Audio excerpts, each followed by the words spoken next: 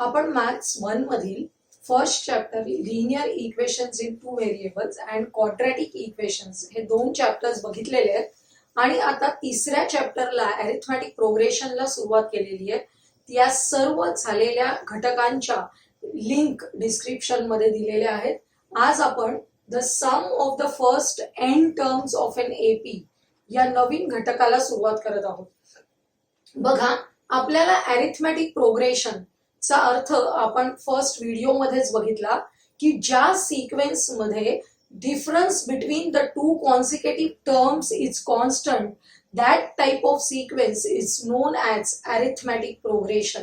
बघा, असाच एक सिक्वेन्स दिलेला आहे whose first term is a and the common difference is d. Then the terms are first term a, second term a plus d, third term a plus 2d. Nth term of the sequence is a plus n minus 1 into d. आपल्याला काढायचंय sum of these N terms of the sequence. हा formula derive आपण मुद्दाम करतोय म्हणजे जरी विसरला तरी आपल्याला तो तयार करता येईल. बघा, मी सगळ्या टर्म्स अशा एकाखाली एक लिहिलेल्या आहेत सिक्वेन्सच्या. A plus D, A plus 2d, A plus 3d. Similarly last term आहे A plus N minus 1 into D. त्याच्या अगोदरची टर्म, त्याच्या आधीची टर्म एन एक ने कमी असणार आहे म्हणजेच कसा A plus N minus 2 into D. अशा टर्म्स आपल्याला असतील तर आपल्याला यांची addition sum of these N terms काढायचंय. हा फॉर्म्युला बघण्या अगोदर कसा तयार होतो आपण आपले छोटे एक्झाम्पल बघूयात ज्याच्या आधारे तुम्हाला लवकर समजेल. समजा आपल्याला असा एपी दिलेला आहे 11, 12, 13, 14, 15, 16, 17, 18, 19 and 20. We have to find the sum of these n terms of an AP. आपण काय करतोय बघा, आपल्या सोयीसाठी ही फर्स्ट टर्म आहे ती या लास्ट टर्मशी कनेक्ट केली आहे. 11 प्लस 20 किती होणार आहे ऍडिशन? 11 प्लस 20 31. सेकंड टर्म आणि सेकंड लास्ट टर्म ऍड करूया आपण. 12 प्लस 19 पुन्हा 31. 13 प्लस 18 31. 14 plus 17 31 and 15 plus 16 31. म्हणजे अशा जोड्या केल्यानंतर तुमच्या लक्षात येईल की 31 अशी सम मिळते आपल्याला, जी पहिल्या आणि शेवटच्या टर्म्सची जेवढी सम होती तेवढीच आपल्याला या प्रकारे येणाऱ्या पाचही जोड्यांची सम मिळते. जेव्हा 10 नंबर्स असतील तेव्हा 31 सम असलेल्या किती जोड्या मिळाल्यात आपल्याला? 5. 5 म्हणजेच 10च्या निम्म्या. लक्षात येते 5 म्हणजेच काय? 10च्या निम्म्या.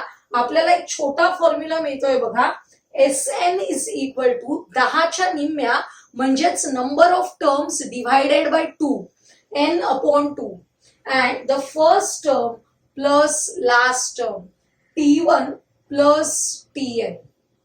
हा एक फॉर्म्युला आहे बेसिक. आता T1 म्हणजेच काय आपला A आणि Tn म्हणजेच काय आहे? A plus n minus 1 into D. A plus A किती होणार आहे? 2A. बघा, A प्लस A किती झाले? 2A plus n minus 1 into d. आणि ही ऍडिशन किती वेळा? Number of terms divided by 2. म्हणजे आपल्याला फॉर्म्युला मिळाला for the sum of first n terms of an AP. कोणतंही एक्झाम्पल दिलं तर तुमच्या लक्षात येईल ह्या एपी मध्ये कशी ऍडिशन होणार आहे. Sn is equal to n upon 2 times first term plus last term किंवा nth term of an AP. आणि हाच फॉर्म्युला या पद्धतीने येणार आहे जेव्हा आपल्याला कॉमन डिफरन्स दिलेला असतो तेव्हा आपण हा फॉर्म्युला यूज करायचा आहे.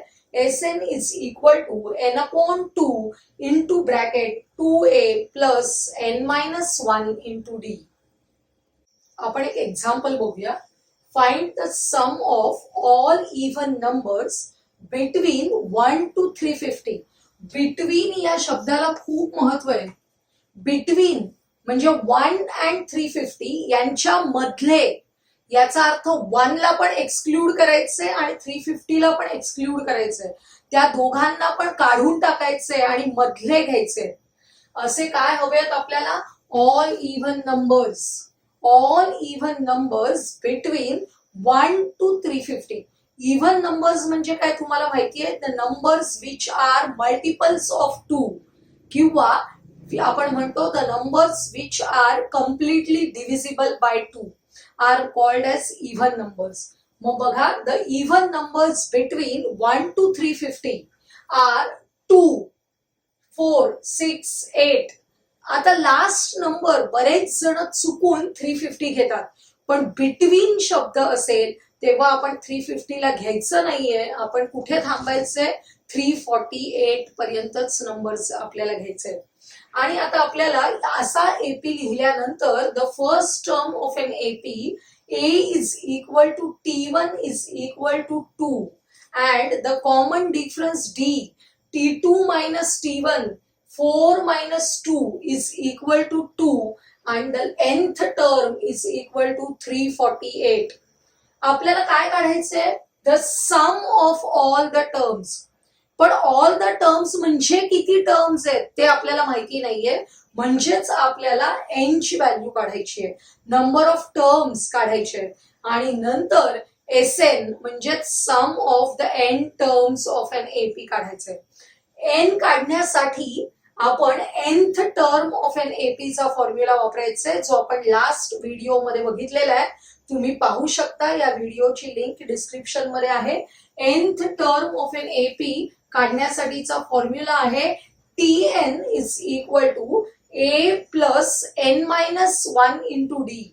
nth term of an AP 348 substitute करायचं is equal to 2 plus n minus 1 into D म्हणजेच common difference which is equal to 2.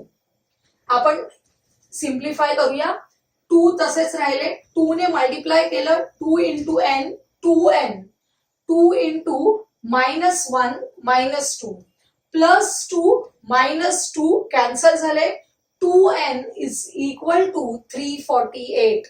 Therefore n is equal to 348 divided by 2. आपल्याला n ची व्हॅल्यू मिळते 174. n ची value मिळाल्यानंतर आपल्याला सम of the first 174 terms काढायचे, म्हणजेच एस एन चा फॉर्म्युला यूज करायचे. 2 फॉर्म्युले आहेत एस एन साठी आपण बघितलं. त्यातला कोणता फॉर्म्युला जास्त सोपा आहे? ज्याच्यामध्ये first term and nth term use करायचे, कारण आपल्याला n ची व्हॅल्यू पण मिळालेली आहे 174. First term of the AP माहिती आहे 2, nth टर्म आपल्याकडे आहे 348. त्यामुळे हा फॉर्म्युला यूज करणं जास्त सोयीस्कर आहे. बघा, S n is equal to, आपण फॉर्म्युला लिहून घेतला, S n S 174 is equal to n च्या ठिकाणी सबस्टिट्यूट करायचे 174 अपॉन 2 ब्रॅकेट मध्ये t1 आहे 2 प्लस tn आहे 348. 2 प्लस 348 350 म्हणजे 174 अपॉन 2 इंटू 350. 2 ने डिव्हाइड केलं 174 ला 87 मिळाले. 87 इंटू 350 इज इक्वल टू 30450. म्हणजेच आपल्याला काय मिळालेलं आहे उत्तर? The sum of all even numbers between 1 to 350 is equal to 30450. अतिशय सोपं एक्झाम्पल आहे. 2 फॉर्म्युले वापरावे लागले आपल्याला. आपल्याला n काढण्यासाठी tn चा फॉर्म्युला वापरावा लागला आणि sn काढण्यासाठी Sn is equal to n upon 2 t1 plus tn हा फॉर्म्युला वापरता आला. आपण सेकंड एक्झाम्पल बघूया. In an AP 19th term is 52 and 38th term is 128. Find the sum of the first 56 terms. आपल्याला पहिल्या 56 टर्म्सची ऍडिशन काढायची आहे. दिलंय काय? 19th टर्म म्हणजेच T19. टर्म म्हटलं की टी लक्षात घ्यायचं. 19th टर्म म्हणजे T19 दिलेला आहे अँड 38th टर्म म्हणजेच T38 दिलेला आहे. तर आपल्याला या सिक्वेन्सची फर्स्ट टर्म आणि कॉमन डिफरन्स अज्युम करायचं आहे. Let the first term be a and the common difference is equal to d. अशा वेळी आपल्याला दिलेल्या गोष्टी लिहून घेऊया. T19 is equal to 52 and T38 is equal to 128. बघा, आपल्याला nth टर्म काढण्याचा फॉर्म्युला माहिती आहे. Tn is equal to a plus n-1 into d. या फॉर्म्युल्यामध्ये आपल्याला T19 काढण्यासाठी सबस्टिट्यूशन करायचे. n च्या ठिकाणी सबस्टिट्यूट करायचे 19. T19 is equal to a plus n च्या ऐवजी सबस्टिट्यूट केले 19 minus 1 is into d. 19 minus 1 18. त्यामुळे a plus 18d is equal to T19 ची व्हॅल्यू आहे 52. त्याचप्रमाणे आपल्याला T38 काढायचंय. या फॉर्म्युल्यामध्ये सबस्टिट्यूट करून n च्या जागी सबस्टिट्यूट करा 38. T38 is equal to a plus n आहे 38 minus 1 into d. 38 minus 1 37. a plus 37d is equal to T38 ची व्हॅल्यू आहे 128. हे आपल्याला सेकंड इक्वेशन मिळालं. बघा इक्वेशन्स कसे आहेत. याच्यामध्ये दोन व्हेरिएबल्स आहेत a अँड d आणि त्यांचा इंडेक्स आहे 1. म्हणजे हे linear equations in two variables. आपण काय करायचो linear equations in two variables मध्ये a आणि d ची व्हॅल्यू काढण्यासाठी त्याच्यापैकी कोणतं तरी एक व्हेरिएबल एलिमिनेट करायचो आणि दुसऱ्याची किंमत काढायचो. ते बरोबर आहे. पण इथे आपल्याला या मध्ये दिलेल्या संख्याच अशा दिलेल्या आहेत की आपण a किंवा d एलिमिनेट न करता सुद्धा आपल्याला आवश्यक असलेली S56 ची किंमत काढू शकतो. त्यामुळे अशी काही स्पेसिफिक गणित आहेत ती आपण मुद्दाम लक्षात ठेवायची आहेत. म्हणजे ज्याला पूर्णपणे सॉल्व्ह करून a आणि d काढण्याची गरज नसते अशा गणितांना आपण लक्षात ठेवू शकतो. बघा, ऍक्च्युली आपल्याला एलिमिनेशन करायचं असतं तर सबट्रॅक्शन करावं लागलं असतं, पण आपण तसं करत नाही आहोत. आपण काय करतोय, adding equation 1 and 2. Equation 1 and 2 एकाखाली एक लिहून घेतले. ऍड करतोय आपण a plus a 2a plus 18 plus 37 55d is equal to 52 plus 128 180. आपण इथेच थांबायचे. 2a plus 55d is equal to 180. त्याला नंबर द्यायचे थर्ड आणि याचा डायरेक्टली वापर आपल्याला S56 काढताना करावा लागणार आहे. S56 काढायचं असेल सम ऑफ द फर्स्ट 56 टर्म्स, तर आपल्याला first term and common difference दिला असेल तेव्हा आपण जो फॉर्म्युला वापरतो तो लिहिलेला आहे Sn is equal to n upon 2 into 2a plus n-1 into d. S56 काढायचे इज इक्वल टू n च्या ऐवजी सबस्टिट्यूट करा 56 अपॉन 2a प्लस n म्हणजेच 56 मायनस 1 इंटू डी. 56 मायनस 1 किती होणार आहे 55d. बघा, हा जो ब्रॅकेट आहे तो मिळालेला आहे 2a प्लस 55d आणि इथे 2 ने 56 ला डिवाइड केले 28 मिळाले. हा जो ब्रॅकेट आहे 2a प्लस 55d, या ब्रॅकेटची व्हॅल्यू आपल्याकडे ऑलरेडी इक्वेशन 3 मध्ये आहे. बघा, 2a plus 55d is equal to 180. आपण डायरेक्टली 2a प्लस 55d च्या ऐवजी 180 सबस्टिट्यूट करू शकतो. त्यामुळे 28 multiplied by 180 is equal to 5040. ही S56 ची व्हॅल्यू मिळाली आपल्याला. म्हणजेच काय मिळालं, the sum of the first 56 terms is 5040. बघा, अशी काही स्पेसिफिक गणित असतात ज्याच्यामध्ये आपली नेहमीच्या रुटीन पद्धती आहेत त्याच्यापेक्षा काहीतरी वेगळं केलं की आपलं गणित लवकर संपणार आहे. हे गणित आपण ए आणि डी ची व्हॅल्यू काढली असती आणि या फॉर्म्युल्यात सबस्टिट्यूट केली असती तरी चाललं असतं, पण तसं करायची गरज नाहीये जर आपल्याला डायरेक्ट 2a + 55d इथे सबस्टिट्यूट करता येतोय. त्यामुळे या गणिताला तुम्ही विशिष्ट म्हणून लक्षात ठेवायचं आहे. थर्ड एक्झाम्पल बघूया आपण. The sum of the first 55 terms of an AP is 3300. Find its 20th term. बघा, 20th टर्म काढायची. टर्म हा शब्द लक्षात घ्या, म्हणजेच आपल्याला काय काढायचे, T28 is equal to how much? 20th term म्हणजे T28 is equal to how much काढायचे. त्यासाठी काय दिलेलं आहे, the sum of the first 55 terms, that is S55 ची व्हॅल्यू दिली आहे which is equal to 3300.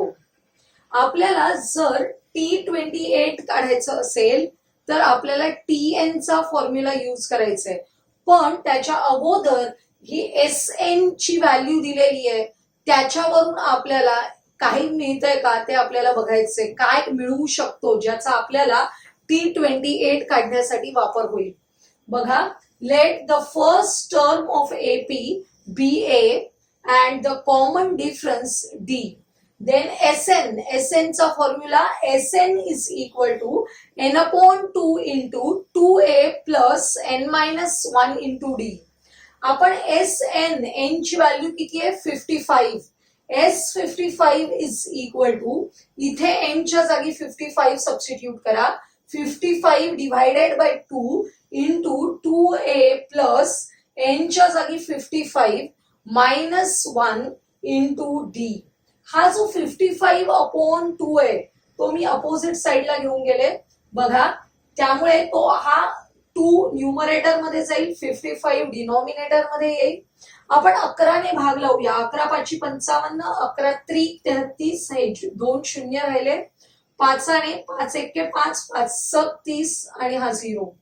60 multiplied by 2 is equal to 2a plus 54d.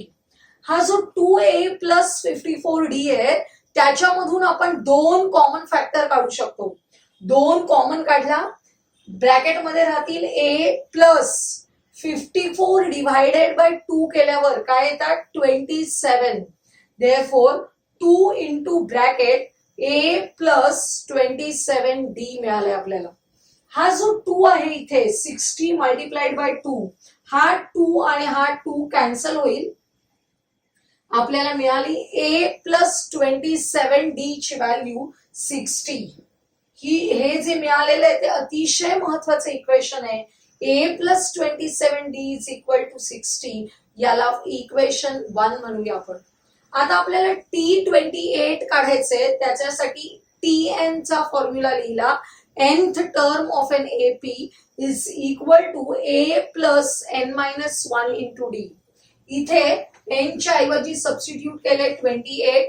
T28 is equal to a plus n च्या ठिकाणी 28 सबस्टिट्यूट करतोय, 28 -1 इंटू d. बघा, a plus 27d, but a plus 27d is equal to 60 from 1.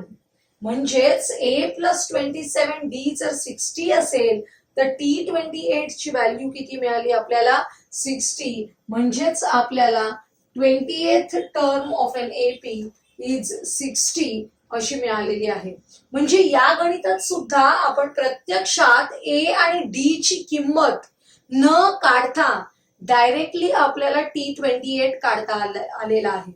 कारण दिलेली माहितीच अशी दिलेली असते की आपल्याला असे काही स्टेटमेंट्स मिळतात की जे आपण डायरेक्ट फॉर्म्युल्यामध्ये यूज करतो.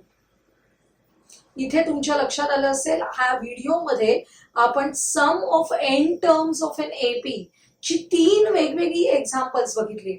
हा व्हिडिओ जर तुम्हाला आवडला असेल तर लाईक करा आणि आपल्या मित्रमैत्रिणींना शेअर करा. आपल्या चॅनलला सबस्क्राईब करायला विसरू नका.